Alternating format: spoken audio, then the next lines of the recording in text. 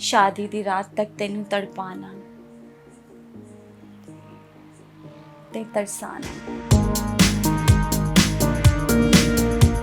Rajjo was in my soul, in my blood. मैंने उस पर अपनी जान लगा दी। मेरे लिए कैरेक्टर मैटर करता है rather than to be heroine. हमें एक नई फिल्म इंडस्ट्री बिल्ड करनी है। जो ड्रामे में आ रहे हैं वो आप लोगों के फिल्म्स में आ रहे हैं, फिर आप लोगों को शिकायत है कि हमारी फिल्म बिजनेस नहीं करती, हमारी फिल्म चल नहीं रहे।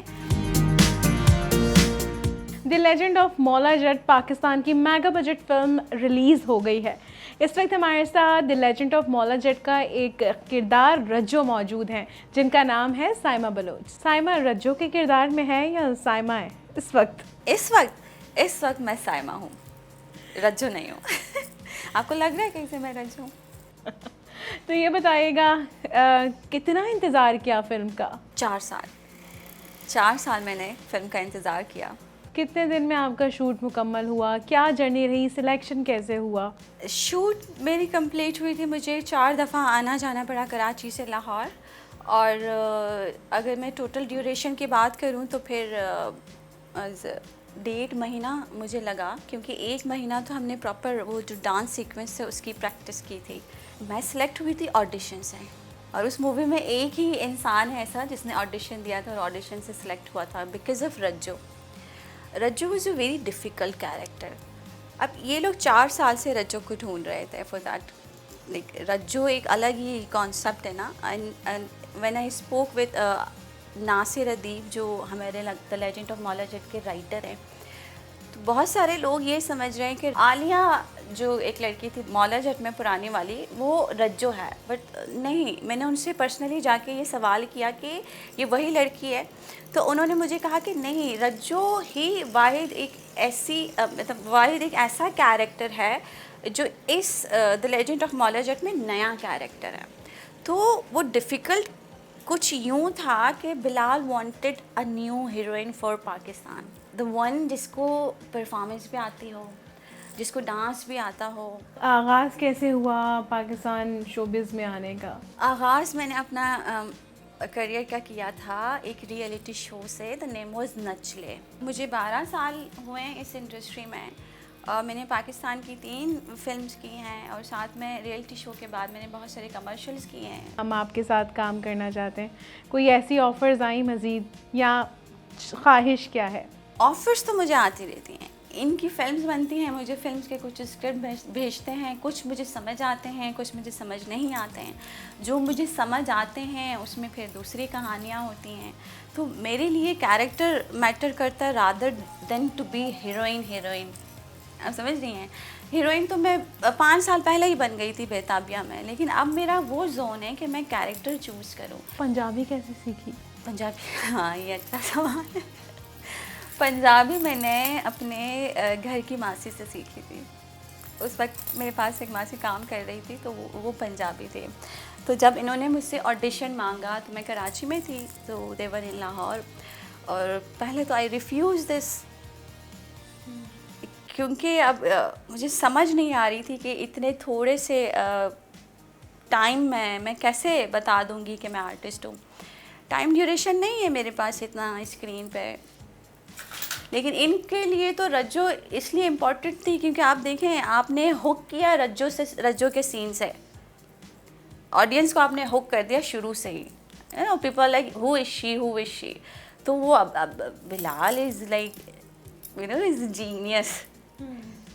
उसको पता था कि रज्जो क्या चीज़ है, जो इसीलिए तो फिर उन्होंने 4 साल वेट किया रज्जो के लिए। अब रज्जो ने हुक कर दिया मौला जट को शुरू से ही, क्योंकि कहानी बाद में शुरू होती है और लोगों को लगता है कि रज्जो मर गई। जब स्टार्टिंग में होता है कि हाँ बस आई और चली गई, फिर उसके बाद जो गोहर वाला सीन आता है, उसके बाद भी लोगों को रियलाइज़ ओहो रज्जो इज़ अलाइव। फिर उसके बाद होता है कि हाँ बस सही है रज्जो का, हाँ चली गई, इतना ही है बस। लेकिन फिर वो जो डांस वाला सीन है, उसके बाद फिर वो क्लाइमेक्स से पहले है। अब एंड तक आपको ऑडियंस भी रोकनी है। अब पीपल आर कॉलिंग में सेइंग कि वो जो आपका आया है डांस, उससे पहले तो थोड़े इससे पहले लोग बोर होना शुरू हो गए थे। जैसे ही वो आता है उसके बाद फिर हुक हो जाते हैं लोग, क्योंकि आधे घंटे की और मूवी भी उनको दिखानी थी। तो my director is very genius. तो ये सारा basically Rajjo is a very important character in the legend of Maula Jatt. Family का किस तरह के रिस्पॉन्स रहा, बिकॉज़ आप एक बलोच फैमिली से ताल्लुक़ रखती हैं? 12 साल से मैं मुश्किलात का सामना कर रही हूँ just because of my country. एक तो फिर अपने घर वालों से लाइक उनको कन्वेंस करना, उनको लाइक रिक्वेस्ट बाकायदा करना, उनके आगे समझो हाथ जोड़ना। Of course she is my mother. तो बाकी खैर भाई हो गए और दूसरे जो हमारे रिश्तेदार काइंड ऑफ लोग कहते हैं आप, वो तो they were not agree at all, but my mother was with me, तो आई रियली अप्रिशिएट दिस।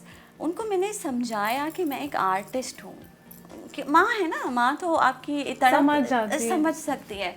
मैं ऐसी आर्टिस्ट थी कि मैं बिला वजह कमरे में बैठ के परफॉर्म करना शुरू कर देती थी। And I used to start dancing ना। Art is something is my soul. That is not only dance कि मैं कहूँ कि सिर्फ डांस ही मुझे आता है। It is all connected. Dance is if the requirement of the character then I would love to do it. जैसे रज्जो की एक रिक्वायरमेंट इन डांस करना कि उसकी तड़प इतनी थी, उसके दर्द, उसकी तकलीफ़ इतने थे कि वो काबिल नहीं रही थी कि वो कोई और बात कर सके। तो उसके पास सिर्फ यही एक एक्सप्रेशंस ही रह गए थे जिसके थ्रू वो कन्वे कर सके अपनी फीलिंग्स, अपने दर्द, इन अल्लाह के साथ वो कनेक्शन के send someone to finish all this. Sufi zone, that is something Sufiana from my soul. अब आप मुझे एक बात बताएं कि रज्जो से अच्छा डांस आता है किसी को पाकिस्तान में? आप इतनी प्रमोशन से आउट क्यों नज़र आई फिल्म की? ये सवाल मुझे लगता है कि मेरे बजाय उनसे किया जाए कि मैं क्यों नहीं हूँ। There is a question mark. Everyone is asking this question. But there is a question mark. Can you please ask them to that why I'm not anywhere? Because it's not about me that Saima Baloch is not there. It is about why Rajjo is not there. पहले तो बहुत ज़्यादा loyal थे कि आपने 4 साल रज्जो को ढूंढा, आप अपने काम में बहुत ज़्यादा लॉयल थे, आपने सब्र किया। तो फाइनली जब एक इंसान ने हाँ किया और वो आई, एक तरह से आप लोगों की मदद की।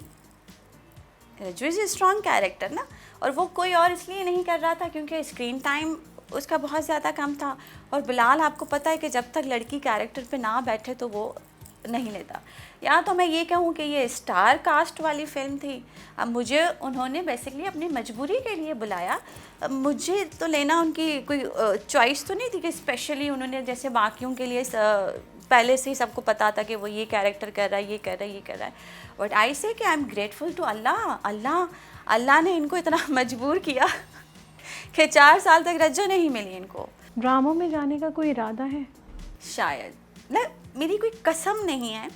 मैं ये इसका कहूँगी कि मुझे लगता है कि ड्रामा बहुत एक छोटी स्क्रीन है और दूसरा एक फिल्म इज़ बिग। जो तो ड्रामों में भी तो कुछ इस तरह के कैरेक्टर्स होते हैं जो थोड़े अलग होते हैं।